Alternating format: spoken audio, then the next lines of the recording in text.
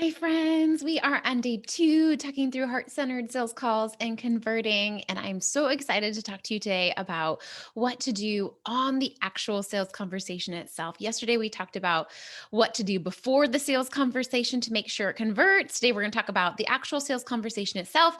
And then tomorrow, we're going to talk about a super important part, and that is following up after the sales call. And if you're like me, I love a good incentive, but I don't do a lot of like high pressure sales tactics on my sales calls. So because of that, a lot of my calls convert after the call. People aren't like handing me their credit card on the conversation.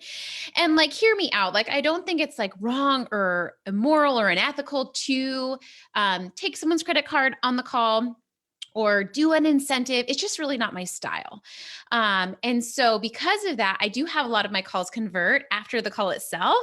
And so, I want to talk about that because not everyone converts on the call, but I have a really high percentage of my calls convert shortly after, or like could be a converting call. It's still, I consider it closing the sale, right? So, I was really excited to dive into that conversation a little bit more tomorrow and the nuances of that because I think it's kind of like a nuanced new perspective in the online space.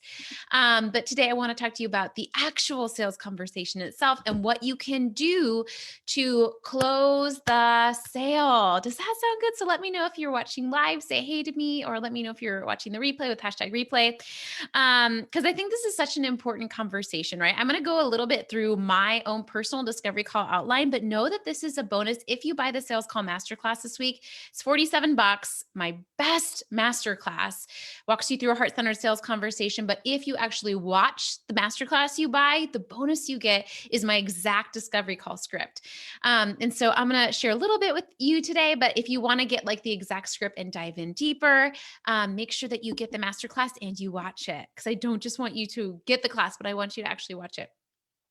Okay, so today we're going to talk about, I'm going to go through the script and then I also want to talk about just in general, right? I think so often, like, I am a huge believer of doing some free coaching in your business, right? Especially at the start of my business, I did a ton of free coaching just as a way to like show my work, get experience with my work, and good work signs clients, right? I'm a huge believer in a mini session, right? Or a free coaching call. That being said, I do think there is also a place for like a strict coaching call, a strict sales call. So let me talk about the difference a little bit, right? So a mini session or a free coaching session is ideally a session where you're actually doing a lot of coaching or strategizing. You're actually giving like feedback or strategy or coaching, like you're doing your work, right? Versus a sales call is coaching in the sense that you're listening, but it's a lot more geared around whether someone is going to buy or not, right? And I think it's really important to have space for these calls to support people around a buying decision. And I want to ask you today, like, are you willing to support people in a buying decision, right? We talked about this a little bit yesterday, but are you willing to get on the phone with people, not just with people that are like, hell yes, but people that are maybe a little on the fence or unsure, right? Can you trust your integrity? Can you vulnerably step into that conversation knowing that they're in the middle of this messy decision making process? And the reason I think that this was somewhat easy for me in my business is I think as a formal mental health therapist, a lot of what I help my clients do is make really, really, really, really big life decisions. Right. And, whether it's, I mean, like anything you can imagine, right? Like, I'll even like life and death stuff, like really big decisions. And so I think when you get used to helping people make big decisions, it increases your trust and your ability to coach someone through their own empowered decision. Right. Because as a mental health therapist, of course, like some of that is like education, but a lot of it is truly empowering the client, helping them remove any limiting beliefs and helping them make their own very best possible decision. Right. And ideally, that's exactly what we're doing on a sales call. Right? Ideally, we're helping someone make their very best empowered decision. Sometimes that's working with me. Often it is, but sometimes it's not, right? And if someone is coming from a truly grounded, centered place and then decides not to buy my thing, I'm happy with that, right? However, a lot of times someone is coming in and the reason they're choosing not to work with you or buy your service isn't from a grounded place, it's from fear. right? They're afraid, like, what if I buy this thing and I don't show up for it, right? Or what if I, like, so much fear around it, right? And so the idea of a sales conversation is to give someone, even though it's like, how could you be neutral because you want them to buy the thing? Like, at the end of the day, no, I think the best salespeople and coaches really are neutral and really coming from a place of like, I'm willing to hold the space for you as you make a big decision. Right. And there's a lot of like techniques and tactics that I use in order to help even my current clients make decisions. Right. But are you willing to trust? Like, I think what it came down to me being willing to like really dive into sales with 2 feet was me being willing to trust myself that I can, make help someone make their best decision, whether that's working with me or not, right? Because a lot of times people don't have that space in their life to have a sounding board when it comes to a big decision like buying your thing or not, right? So what it is providing a safe space for that, because once someone hops off your sales call, I don't know about me, but like my life is kind of like hectic. Right? Like I've got 2 children, right? I've got a lot of obligations. And so we don't often and this is what I hear a lot of times, people are like, what's the good of coaching? And I'm like, when's the last time you were just able to talk and process and listen to your heart for 30 minutes? Right? That is a huge gift for giving someone on a sales conversation, even if they don't work with us, right?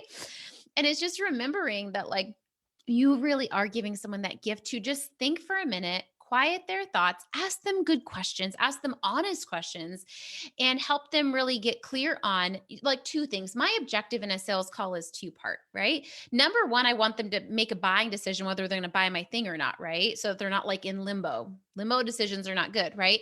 But the other thing is, I just want them to help get clear and get a vision for what's ahead, right? And remember on your sales call, of course, again, you want to help them decide whether they're working with you or not. But the other beautiful thing is you're just helping give them some space to decide what they want next. What do they want next? What, and I think especially as like women, we do not, I know for me, it takes a lot of intentional effort, not just to get clear on what I want, but to go after what I want. Right. It is not often that that space is held for us. And so, what I want with one of my potential clients in a sales call, I want them to have a safe space to explore what are you most wanting right now in your life? What are you most wanting right now in your business?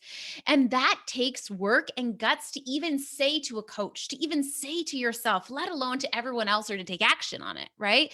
That clarity on your desire and owning it fully is a huge, brave, risky move. It really is, right? And so giving someone the space to be able to say like this is what I want. This is the thing I'm wanting, and then helping them decide, okay, what do you need to get there, right? What's been holding you back from this thing? These are all great sales call questions, right? What are you most wanting right now? What are you most challenged by? What's holding you back? Just to give someone the clarity on that, right? And then ideally, what they're struggling with, if what you offer is a fit for what you're struggling with, you better believe that you're going to show up and you're going to tell them, guess what?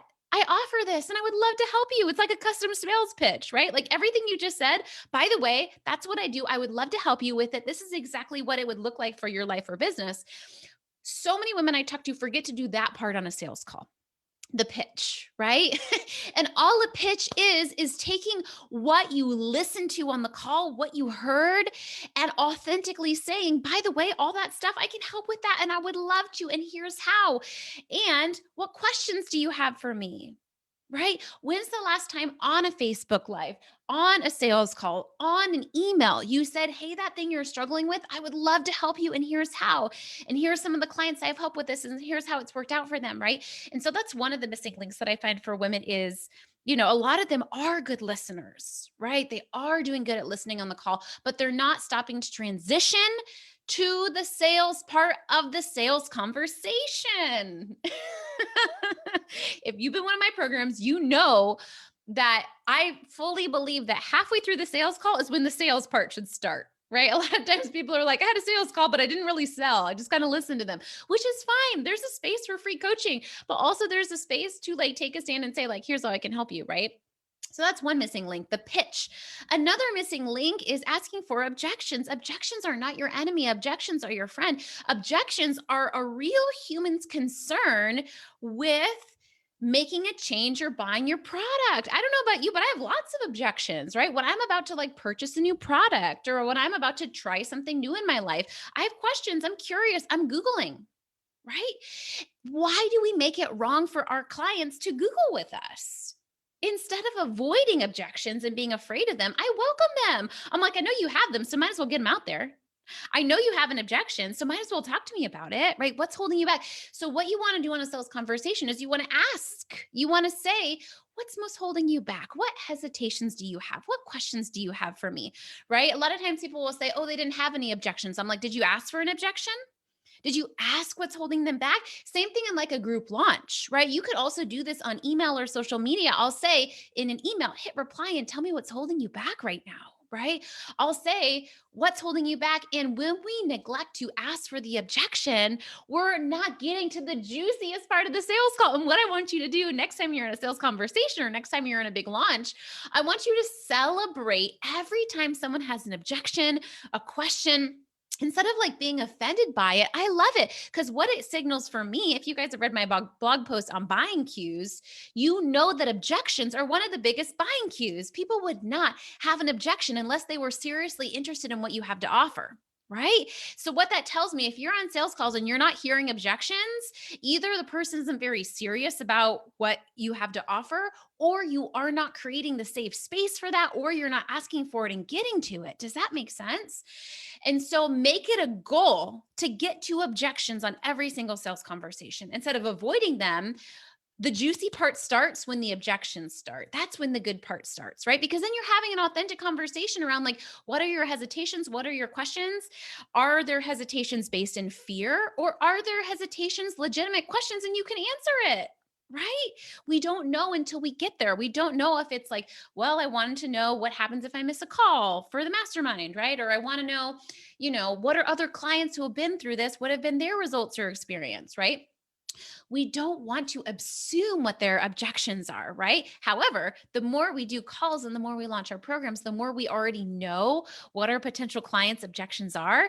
And the beautiful thing is we can work that into our marketing and we can gear our content towards that even before they hop on the call.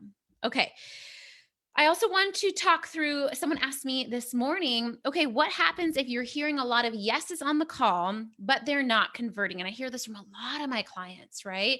Again, yesterday we were talking about the different phases of sales and pinpointing what the part is that you get the most stuck on. Is it like getting people on the conversation in the first place? Is it you get them on the conversation, but you they're a yes but they're not converting, or are they saying it like, what is the part that's breaking down for you? And one part can be you're able to get people on the call, right, which beautiful, amazing, but they're saying yes but they're a no after. And my biggest piece of advice for you around this is the objection piece. My guess is you're not, maybe they're a yes on the surface but they have some other questions or objections and you're not getting to them. And it's not your fault, right? And it's not their fault. They might not even know that they have questions, right? You may say, do you have any questions? And they may be like, no, I don't have any, right? And so I think it's like having an open energy and a trust and just like almost showing them, I can handle your questions. I can handle your objections. Like, I want to be here as you're making this decision. And if that person allows you to enter into that decision making process with them, that is the gold. And it's such a gift. And I always feel it's like so honored, right? That someone would allow me that space and trust me to get into that decision with them. They're still in charge of making their decision. But what it allows us to do is get curious around the decision instead of ending the call and then having to make the decision once like life and chaos happens. Does that make sense? And so I think it can be such a gift to make sure that you're asking, make sure you're getting to those objections. Something I'll even say if someone is a yes on the call, but I'm noticing like there's a little hesitation or it's not like a heck yes, is I'll say, anything else holding you back? Even if they're saying yes, right? I'll say, is there any other questions or anything else? And some people might not find that bizarre. Like if someone's saying yes on a sales conversation, why would you like poke holes in it? Because I want it, a lot of times there is an additional question, right? Just like I asked, like, If money weren't an issue, what other questions would you have, right? I do like to say, okay, awesome, you're a yes, that's so great. What other question? And sometimes I don't even say, do you have other questions? I say, what other questions do you have? What other hesitations do you have? What else is popping up for you, right? Just to give them the space to kind of like marinate and think around that, I think can be so, so helpful. Okay, let me see. Let me know if you guys have any questions on this. Hi, Pauline. Yes, let me know if you guys have any questions specifically around the sales conversation itself. And then I am going to dive a little bit further into like the different parts of the call because I think it can help to have somewhat of a template. At the end of the day, I don't want you to have a sales script. But a script can help as you're learning kind of the formula for sales. At least for me, it was really helpful because sales was really foreign to me. Um, and then once I got used to it and once I like kind of like used my script enough, I didn't need a script anymore and I kind of made it my own. You know what I mean? But I think it can be helpful training wheels as you start because it is kind of new concepts. Okay. Pauline says the process for payment is difficult. Okay, let me know what you mean by that one. The two-way conversation. Totally. And I think too, so often I think we show up in a fiercer energy and more authentic energy as a coach than we do as a saleswoman. And for me, I try to provide a really aligned, congruent experience with my potential clients in my content, in my lives, on my podcast, on my sales calls, as someone who's working with me on the back end, right? I want there to be a congruent experience. Like what you see is what you get. Right. And I think one way we can do this is by making sure to show up with the fire as a salesperson that you do as a coach. What do you do as a coach? One thing that I do as a coach, or maybe you're not even a coach, you're like, and I'm a designer, right? My guess is, even as a designer, you're honest with your clients, right? Like, let's say they're wanting to use a certain font and you're like, oh, that is not, nope, nope, nope, nope, nope, right? Or let's say as a coach, someone comes to me with an idea and I'm like, oh, I should be honest with them, right? I'm very honest and transparent as a coach, right? And I find, let me know in the comments if you are, but I find that most of the people, most of my clients also have that just like honest, they're very intuitive. And so they have like a lot of insight, right? And I find that we have that as a coach. And so giving yourself permission to do that with your clients is one thing, just like calling out what you see in the room, right? But the next level is being willing to do that even in your sales process, right? A little bit lighter because we want to like build trust with our clients, right? But even saying things like, oh, I'm noticing this, or, some of my clients in that process thought this way. Is that true for you, right? Or even challenging limiting beliefs, right? I do some of that in a sales call. And people are like, well, Anna, isn't that coaching? And aren't you not supposed to coach on a sales call? I don't think you're supposed to. I mean, we don't want to like do a ton of like strategy on a call because that just paralyzes someone. That doesn't help someone make a buying decision. Just really is overwhelming in general. But I think it is okay to do some coaching in the sense of like helping someone make that decision, right? And so the three biggest skills I believe make successful heart centered sales are listening, coaching, and leading, right? And especially on the sales call, I think you can do all of these things. Okay, let's dive in. Let's dive into the sales call if I can find it. And remember, if you grab that sales masterclass, this is a bonus. You get the template for this. Okay, so I really think people ask me about like time lengths for calls.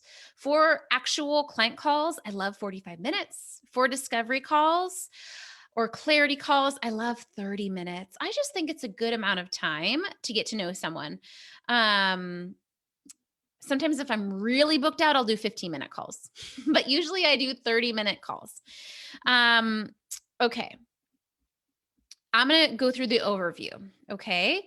So this is kind of what I have is like the general overview of a heart-centered sales conversation. And I actually attached the skill to each one of those. Okay. So the first thing we want to do in a discovery call or any call, I mean, this is just like coaching 101.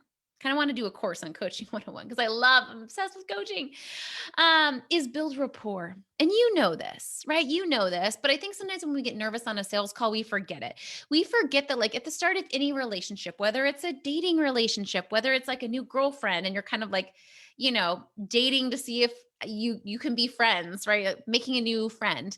Um, any sort of new relationship, the most important part is just building rapport. What is building rapport? Finding something in common, right? Talking about something surface level. And for my clients that are like more like deep, they're like, I just want to go straight to the deep stuff. But remember, it's healthy. The rapport is that healthy, natural bridge to intimacy, right? It's not healthy for someone to like be intimate without that rapport and relationship. So remember, you're being the guide, you're taking the lead, and you're being willing to have a little bit of small talk. That's healthy. It's intentional. It's purposeful, right? Not for 10 minutes, but a little bit of it. That's the listening part, right? So I'm going to attach a skill to each of these parts of the sales call so you can see how these three skills happen, right? Building rapport. Next, very shortly after, I would say probably not more than like 1 or 2 minutes, and we want to get right to leading the conversation. And how I lead my sales calls is I open with a sentence, right? I'll say something like, let me start by outlining how our session will go. I'll start the first half of the call by asking you questions about your whatever health, life, business goals so I can understand where you're at. And then I'll give you a chance to ask me any questions you have about my work as a designer, VA, coach. Does that work for you? Oh, yeah, that works great. So right away, I'm taking charge of the conversation. Okay. So many of my clients come to me and they feel like they are not in charge of the sales call. They feel like their client is leading it. They feel like their client is rambling on it. And I think it's so important to demonstrate from the beginning that you have a good, healthy command of the conversation, and not in like a controlling way, but because as a coach, that creates safety for our potential clients. It creates safety, right? That's why it's so funny. But on my mastermind calls, like I have this little format I do. And, one time I didn't do it and my clients were like, "Wait, Anna, you forgot to ask us what this part was." And I'm like, "Oh yeah, like it creates just like for children, just for like adults, routine and boundaries create safety. It really does, right? And so we don't want to be this like overbearing person, so we don't want to interrupt, but we forget that someone that like is on our sales call, if they're like running us over and running the conversation, it doesn't feel good to them either, and they need some structure and they need some leadership and they need some love to say, "Oh, wait, hold on a second. Let me do my little intro sentence. Is that okay?" Like I love using humor as a way to take charge in a really kind way. Like, "Oh, well, hold on a second. Let me do this." Or, "Ooh, let me say this first," right? Kind of like I was saying yesterday when we like teach our clients to take notes, like, "Oh, that was really good. Write that down."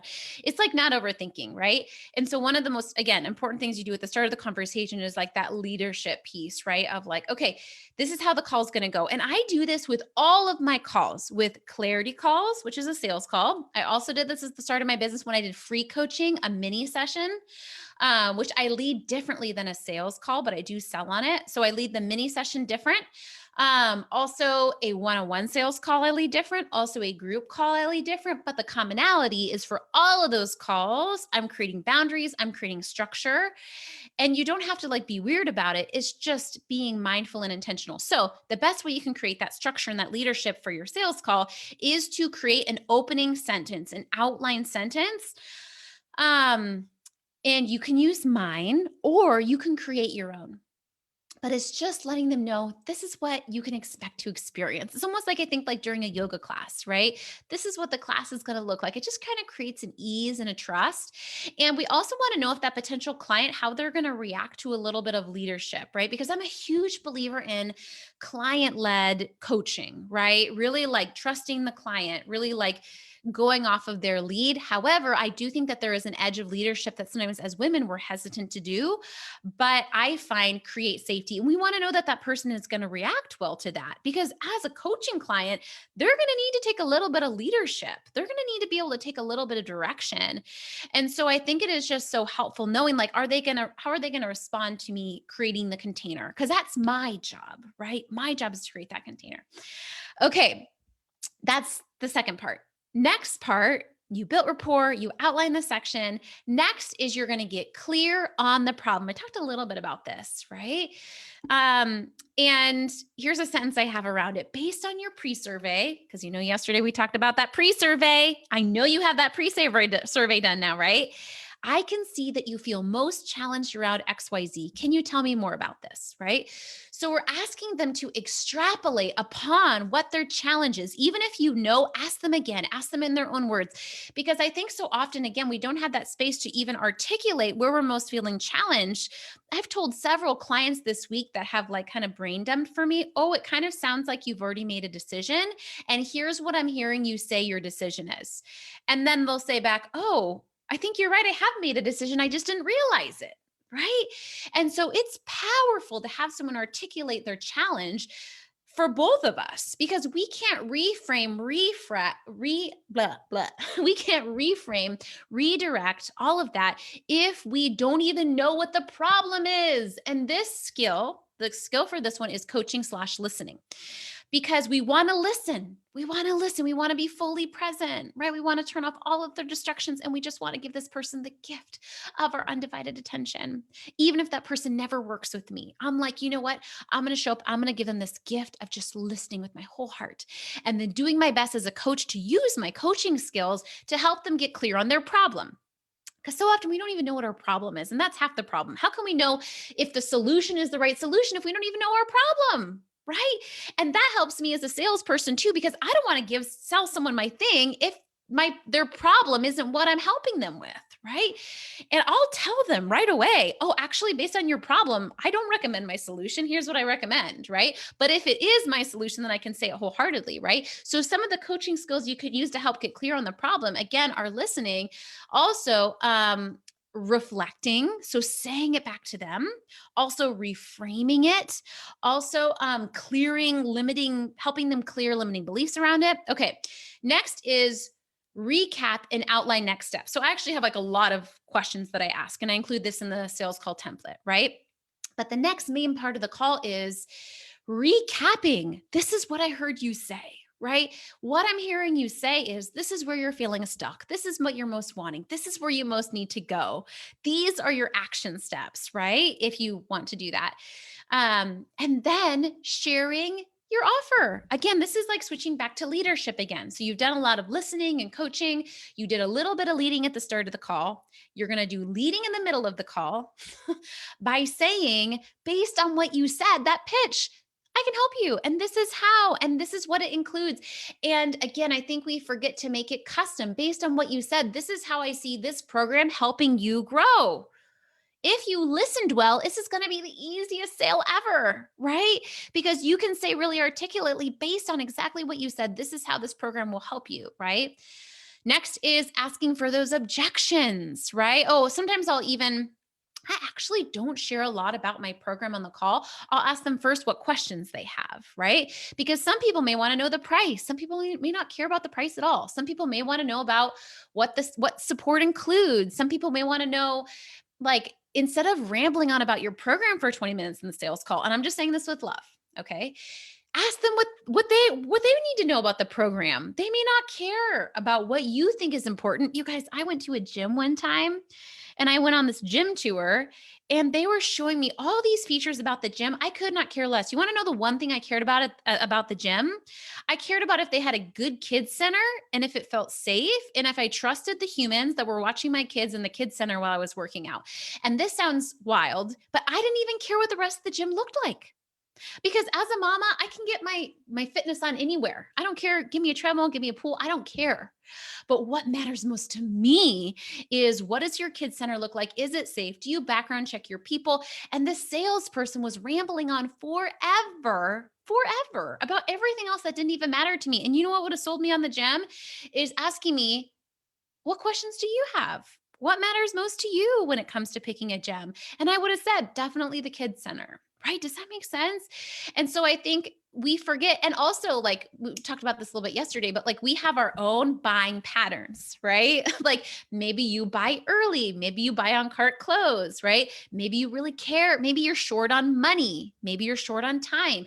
We cannot assume that our potential client has the same problems as us right now, right? We may have plenty of money. We may be short on time, but that may not be the case for our client. Our client may have plenty of time and be short on money.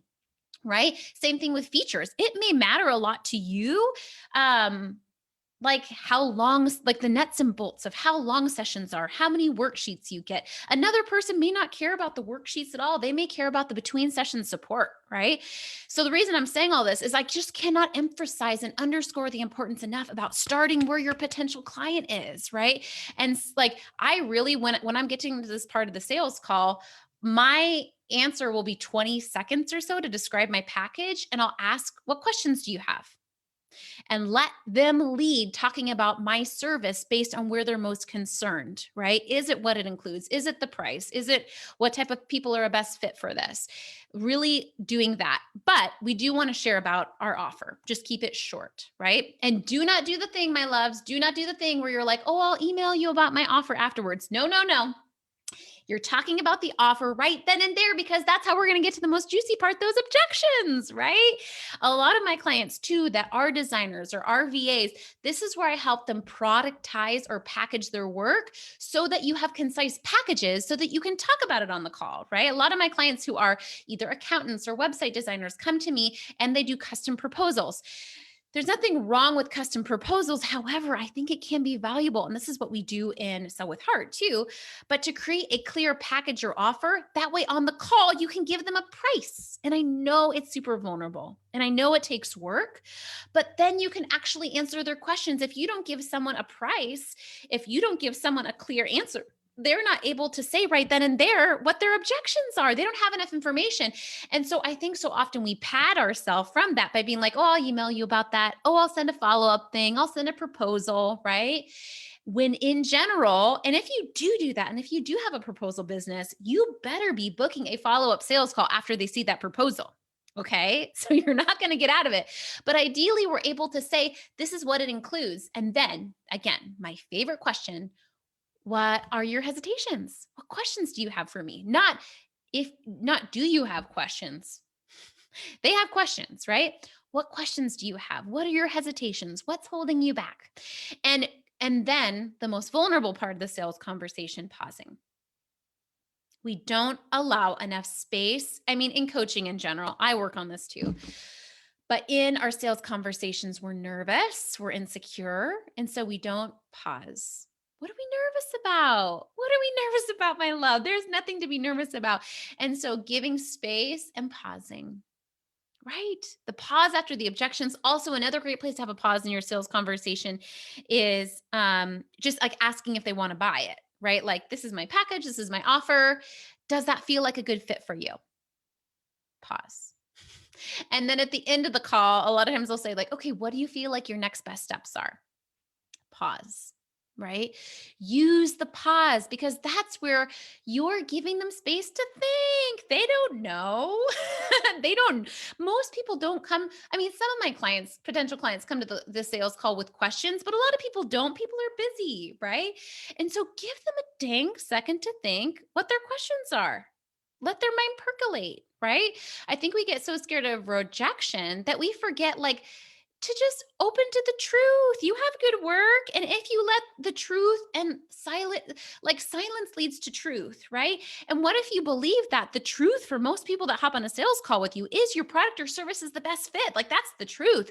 So let's not be scared of that, right? And if someone's not meant to work with us, they're not going to work with us. And then we're going to find someone else, right? And so, like, in that still confidence, that's where we're able to tap into that silence and that trust and that knowing and that bold challenging, right? Because we're just there to show up and to speak our truth and to hold space for our potential clients to hear their truth. And a lot of times on a sales call, if you're doing it right, they're going to talk about some of their fears. Right. And that's normal. Every single life change, my guess is what you help people with is a big thing that they're nervous about. Right. And it takes risk. Any sort of change is hard. Probably what, like when people sign on to work with me, they're going to do hard work behind the scenes. Of course, it's rewarding and of course, it's worth it. But it's a risk. It's vulnerable, right? And so it's holding space as people contemplate that decision, as people contemplate, do I want to do this? And is now the right time to do it? right? And they find that honest truth for themselves. And that takes a little bit of time, right? And when I say it takes a little bit of time, it might just be like 5 minutes processing. But so many women that I talk to, and I used to be so scared of sales that I wasn't even giving it the 5 minutes on a sales call that someone needed to make a decision. People don't need a lot of time, they just need time. And in our lives, we're so busy, so hustle, that we don't even give it time. And so, what you're doing when you're holding space for an objection on a sales conversation is you're giving them 5 minutes to in silence, to hear their thoughts, to think through their fears, to really process it out, right? And in your best as a saleswoman, like that's how you're showing up and that's how your calls are going to convert better. Okay, got a little deep. Okay, finally, get clear on next steps. Like, what's your next step? Does it feel like, and I go further into addressing sales objections in the masterclass. So make sure you grab the masterclass if you want me to go more in depth on this, because I definitely talk through specific sales objections, all of that. And then also in my mastermind, So with Heart, we have a whole week on objections, a whole week, because I think it's so important not just to do objections on sales calls, but again, especially if you want to grow and scale your business and do group programs, you better be addressing objections during your launch, right? In the mass, in your content, you better be addressing those beautiful objections. And so I just think it's not something we need to avoid. Like every time my client says they got to an objection on a call, or I'm like, woohoo, it's exciting. It's beautiful. It's good news, my love. Okay. Um, let's see. So let me know if you guys have any questions around all that. But I'm just thankful for you. Thank you for being here. And if you listen to this, I'm just hoping that it's cracking you open a little further, right? For especially if you're not making a ton of sales right now, you may not be very excited about sales conversations, right? At the start of my business, I wasn't super excited. But now, because I've had such good evidence that not only do sales calls make me a ton of money, but they also lead through to huge breakthrough for my potential clients, whether they work with me or not. I love a sales conversation. I just think it's like the biggest gift, the biggest tool that we can give, right? Because I have the evidence, because I've had people message me and say, oh my gosh, Anna, my life or business changed because of that free call, right? Because I've been able to convert and make a ton of money off the calls. But so if you're in that place where your sales calls aren't feeling good, can you borrow my belief? Can you borrow my evidence just for a minute and trust that it can happen for you with time? And sometimes it takes some time and practice, just like any new skill, right? It takes practice. It takes getting on it and doing it and making a mistake and maybe not doing it so great, right? And just really refining that skill time after time, and getting better at it. So I would love to hear from you when it comes to these three skills: listening, coaching, and leading. Right. I kind of talk through how it applies to each part of the sales conversation. Which do you feel like you need to get better at on your next sales call? Especially on the call, right? Tomorrow we'll talk about post call, but especially when you think about on the sales call itself, which of these skills do you need to be better at listening? Do you need to be better at leading the conversation, right? Do you need to be better at coaching and asking good questions? Maybe you even need to revamp like the questions that you ask on a sales call, right? Which of those do you feel like you need to get better at? Just pick one. Don't pick all of them. Write it on a sticky note. And then for your next sales conversation, just focus on that one thing, right? Sometimes we've tried to fix everything in our business at the same time and then we fix nothing. Have you ever done that where you're like working on 10 small projects? Instead, just focus on one thing. Like, what if you chose on my next sales conversation, I'm going to be the best listener in the whole world. This person's going to feel so heard, so understood because I am just going to like listen like a queen, right? Even if you like don't do great at the leadership, even if you don't ask great questions, right? Leaning into that skill if that's what you need to lean into. If it's the coaching piece, again, how can I ask such good questions? How can I be present? How can I reframe? How can I challenge limiting beliefs? How am I showing up as this powerful coach, right? Or how am I being better at leading? If you feel like I have been way too soft and I have not been that gentle, kind leader that I know that I can be to create safety for my potential clients in a sales call, I'm going to revamp that intro sentence. I'm going to revamp that transition. I am going to sell like my business depended on it because guess what it does? Pick one and embrace it wholeheartedly in your next sales conversation. Do we have an agreement? Do we have a bargain? If you watch this on replay, message me and let me know what are those three things. Set that intention now. And I'm so excited to see how that's going to literally transform and make over your sales conversation. I'm so excited to hear. Okay, tomorrow we'll dive into post conversation again and how we do listen, coach, and leading post call for conversion. Because I would say I get a good amount of people converting on the call, but I also get a huge amount of people converting the week after the call. And that feels really good to me because, again, it's like honoring my potential client style.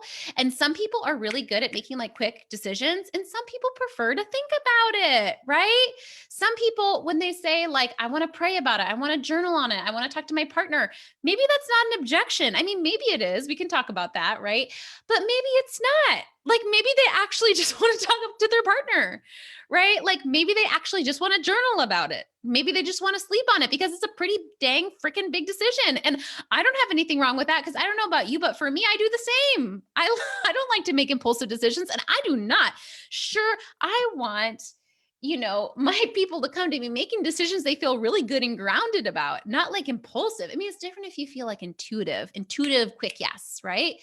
But that's different. And so I don't know about you, but can we normalize like people signing right after the call? That doesn't mean you're not going to pitch. It doesn't mean you're not getting to the objections. Cause I know what you're thinking, like, oh, good. That means I don't have to sell on the call and I can just trust they convert after and send them an email. No, no, no. We're still pitching. We're still doing objections, right? But we're releasing it. And I find like people don't do one or the other. Either they're being too detached and they're not pitching, or they're being too attached and they're expecting someone to be a yes on the call every time. And for me, the happy medium is like, how do we pitch and show up with all of our glory? And then how do we detach and trust the process for our client to be a yes when they're ready to be a yes, right? Can we have both? I think we can have both in this space. So let's start doing that. Okay. Okay, let me answer. See if you guys have any questions for me. Let me know if you guys have any questions. Um, Thank you so much for being here. I'm so grateful for you guys. The template flow. Oh my gosh, I didn't even see these. It's so important to know what is important to the potential customer. It is. It is your, and that is like the power of listening. That is the power of listening. And we don't want to assume. And here's the other thing I do, you guys. I'm a huge fan of a really good pre-survey, but here's the other thing. You don't want to believe anything that anyone puts on the pre-survey. You're like, wait, what? Are we supposed to like believe and empower our clients? But I think sometimes we start to like believe our clients' limiting beliefs and stories, right? And it sounds wild, but I have had people on a pre-survey say like, I can't afford coaching, and then like pay me in full on the call, right? And then I have people say, I am ready for this, blah, blah, blah, and then end up not really being ready. I'm like, and I'll tell them like, I know you think you're ready, but you're not ready. Like, this is not a good fit. This is not a good investment for you. Do not do this. And so I love the pre-survey for the potential client. The purpose of the pre-survey that we talked about yesterday is to get our potential client ready, to get them thinking, to get them prepared, to get them empowered, to get their shiz together. So they're not coming to the call expecting you to do all the work, right? So they're coming as the empowered person. This is what I'm challenged with. This is the questions I have. They have that empowered piece, but then we want to forget everything they say and show up fresh to the call. We want to show up fresh and present to the call. A lot of times too, because the distance between when they fill out their pre-survey to when they actually do the call, they may be in a completely different headspace. I have had people sign up for a sales call. This isn't for everyone, but I allow people to sign up for a sales call way in advance. So some people have like signed up for a sales call with me, and then 2 months later we've had it. Obviously, they're in a completely different place, right? And so I always say to all of my clients on sales calls, but in general for regular calls too, we can definitely talk about what you wrote on the pre-survey, but know that I'm here to be present and listen to whatever is coming up for you. And what an inviting, empowering place to be, right? To offer whatever is coming up for you, I'm here to listen. Right. It's almost saying like, I'm just here. And it takes a lot of trust and vulnerability because it's like, wait, where's my roadmap? And you guys know I believe in a sales roadmap, right? But it's just being able to show up and be present. Can you trust yourself to be present? Right. I know. And especially for me, because I'm like kind of a control freak, it's taken a lot of increase in my own self-trust, an increase in the trust that I have. Excuse me, I'm just like hiccuping left and right, that I have in my potential clients. Which do you need to get better at? in this season? Your own self-trust, trusting yourself. Like when you go off script, it's like, well, what if I say the wrong thing or there's an awkward pause or like, so what? Like that happens on live, right? That happens in my sales, that happens in coaching, right? Sometimes I'll be like, I don't know what I was saying. I'm sorry, go ahead. But we just don't make it weird, right? That's like, we're a human, right? And so I just think it's so important. Now I even lost my train of thought. See what a great example. Oh, what I find is we're able to be more authentic and make that connection and close more sales when we're able to trust ourselves, right? But we're also able to trust our potential client, right? And their sovereignty and their decision making, right? We're not micromanaging decisions for them. We're not, making buying decisions for them. Like, oh, they said they can't afford it, or oh, they said they don't have enough time, or oh, they're a single mom, or like all these stories. Instead of making like our job is to pitch, to show up, to sell, their job is to say yes or no. And of course, we're not going to do anything weird like high pressured manipulation, right? But if you're watching this or you're listening to this, like you're not that type of person. So why are we even pretending that we're that type of person, right? So because of that, you can show up and you can trust. Sometimes I think in sales, we're codependent in the fact that we're not trusting the sovereignty of our potential client.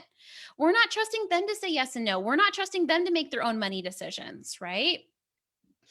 So let me know which you want to increase in the season. Is it your own self trust on the sales call? Or is it trusting your potential client that they're a healthy adult, right? Okay, beautiful. Bree says she's going to get better at leading. Yay, I love that you picked that one. Lacey, too, leading the conversation. Totally. So, in your next sales conversation, I mean, we still want to be a good listener and we still want to be a good coach, but it's really doubling down on those leading parts, right? Okay, let me pull up what those were again. The leading parts were the session outline very early on, that you're doing that session outline very early on. Hey, this is how our session's going to go today, right? Especially if you tend to have potential clients that haven't ever gotten coaching before, or if they tend to be more like assertive, aggressive type A people. It's not wrong, but it's just knowing in your mind, oh, based on my potential clients, I'm going to have to really be more mindful to lead out the gate. Right. And so for me at the start of my business, my opening sentence, I practiced and I read in front of the mirror like 20 to 30 times till I memorized it. That way on the call, I could say it without reading from a script. It was just my words. And I literally, to this day, when I do sales conversations 5 years later, I still lead my sales calls like the same. I still like this intro sample sentence I read to you. It's literally, if you are on a sales call with me, it's what I'm going to say to you. Because it's just, and what you'll find too when you practice this script is you're going to make your own script, right? Don't say 30 times this line. You can use my line, tweak it to fit your vocabulary, your personality, and practice your own script 30 times. Same with the transition sentence, right? Script it for you and then say it again and again, right? Like that's the whole point of, you know, not outsource. That's the whole point of scaling and leveraging in our business is to repeat our authenticity, right? We don't want to repeat someone else's thing. We want to repeat what's already worked for us, right? So if you're leaning into that leadership edge, it's really getting clear on the whole session outline in general, but especially that intro sentence and the transition sentence, right?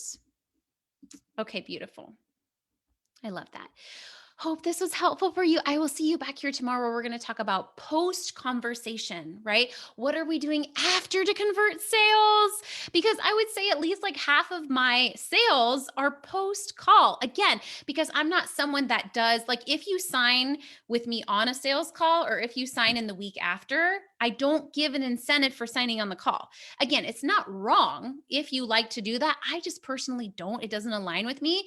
But so often I have people like me where they're like, "Oh, my calls aren't converting on the call."